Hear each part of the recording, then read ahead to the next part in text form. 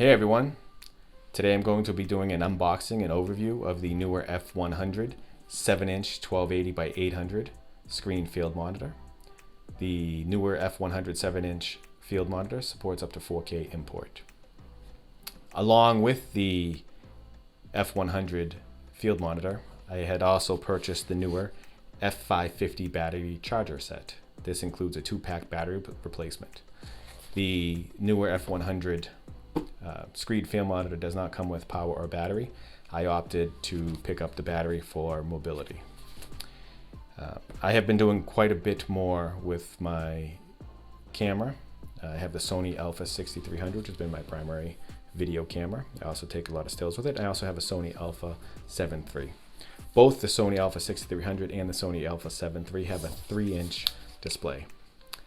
I wanted to have a little bit more with my display, so I opted to increase the screen size to the 7-inch field monitor. So now let's take a look at what's inside the box. When you open up the box, inside you find the Neewer Field Monitor. It's a nice 7-inch display. You have the buttons across the front. Also you have adapters for DC power, HDMI, AV, an OSD controller, and a USB upgrade. There's this position on the back for the battery where you can slide the battery in.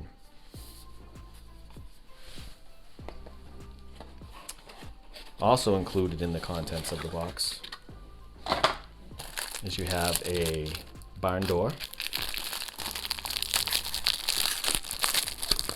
Open up the barn door. Barn door you're going to fix to the sunshade frame to place it onto.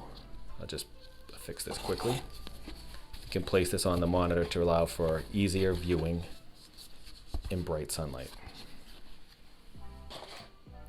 Also included in the box, you have 2 HDMI cables. You can see the HDMI cables. You have a standard HDMI to mini HDMI cable, and you have a standard HDMI to micro HDMI cable. Also included in the box is the ball head adapter for connecting the display. You have the screw in at the bottom to the camera, the standard flash mount.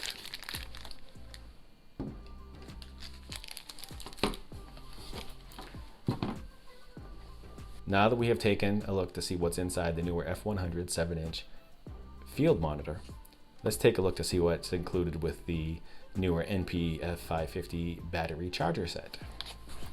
We'll open up this box. You open up this box, you have 2 batteries.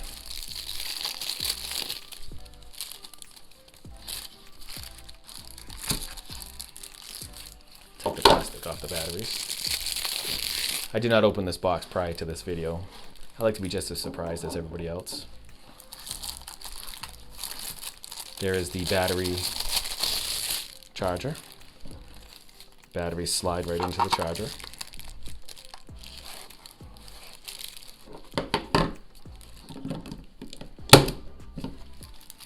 And we have a USB cable for charging. Connects into the battery charger, and you can collect into a USB, standard USB outlet, plug, or adapter.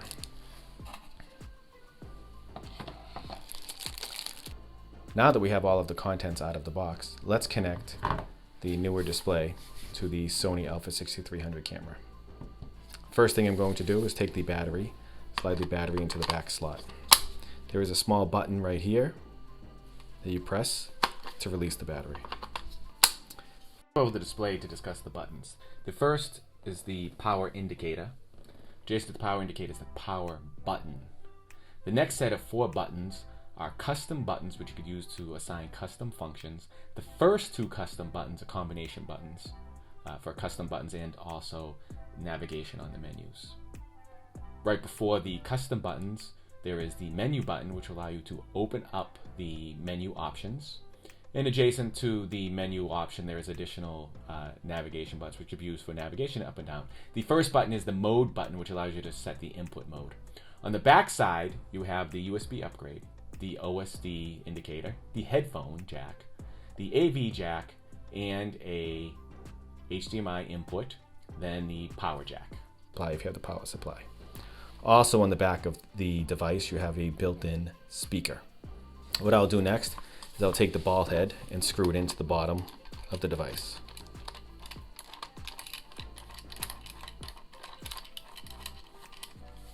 There's a swivel where you can tighten it, the extra step. What I'll do now is I'll take the ball head and I'll connect it to, or slide it into the flash port for the camera. Screw it down to see it. There's also a knob that allows you to adjust the angle, swivel, position of the display. You can tighten that up.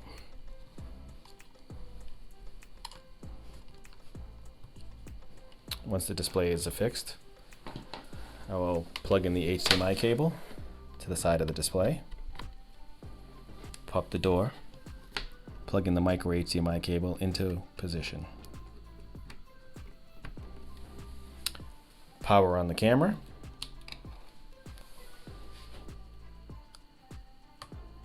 Power on the display.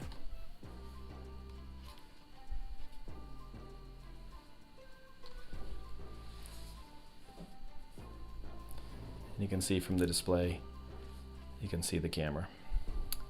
The display does tilt. I have to say one thing that I noticed right away is that the ball head seems to be a little flimsy. I think I'll probably order another more stable ball head. But the ball head can be adjusted with this screw here, pressure screw. So you can change the angle, the position that you'd like. The sunshade frame attaches to the display via small grooves. It easily snaps in and it easily snaps out. It's not too, it feels firm and secure, but it's not too difficult to get in, not too difficult to get out. The barn door shade has a Velcro lining on the bottom, and then there's another piece of Velcro on the other side of the sunshade for you to easily attach the sunshade to the barn door, so that you can actually have a nice shielded view of the display if you're in a bright area. Take a look at the display. This display is much better than looking at a 3-inch display. It's nice, high quality. The resolution is clear. It's much easier to see than it is the 3-inch viewfinder. One other point I wanted to make is also included in the box was the HDMI cable spacer to help you align your cable. I think what I'm going to do now is I'm going to set up the camera and take a look and see how it works. Now that I have attached the Neewer 7-inch display to the Sony Alpha 6300, let's take a look at its operation. One thing I would like to point out is I had mentioned that I was not comfortable with the ball head that came with the device, so I did have an additional small rig swivel and tilt monitor mount, which is a little more sturdy, that I have attached and I will use with this display on this camera. If I cycle through the displays on the camera, you can see how it's updates on the display that's attached to the camera through the HDMI port. I can press the menu button. You can actually scroll through using the navigation buttons. The first is the picture menu, the OSD menu, the options menu, and your custom functions menu. You can use the navigation buttons to go left or right and to go up and down. To toggle one of the options, you can toggle the button, use the left or the right button to toggle on or off. In this case, I put the center marker on. So you hit menu to exit. You can see now I have a center marker in the display. I can go back to the menu options.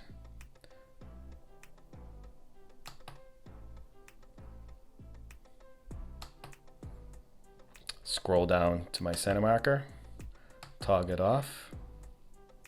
I can toggle down, put on the safe frames,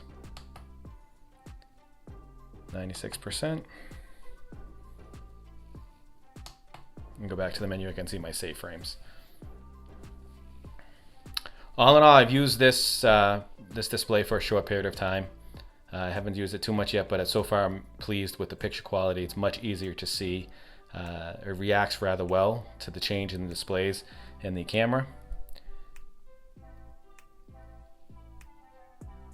And so far I'm pleased with the overall quality. The only thing I have to say is I definitely would recommend switching out the ball head that came with the screen with maybe this type of small rig swivel and tilt monitor mount.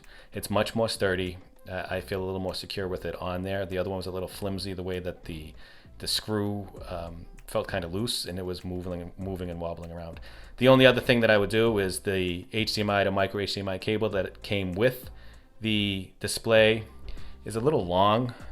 So what I'm going to do is I'm going to order a shorter cable and see if I could also find a cable that has a coil to it to take up less space. Please like, subscribe, and click the notifications if you're interested in seeing more videos. I will place in the bottom of this video in the description the product links. Feel free to check them out. And until then,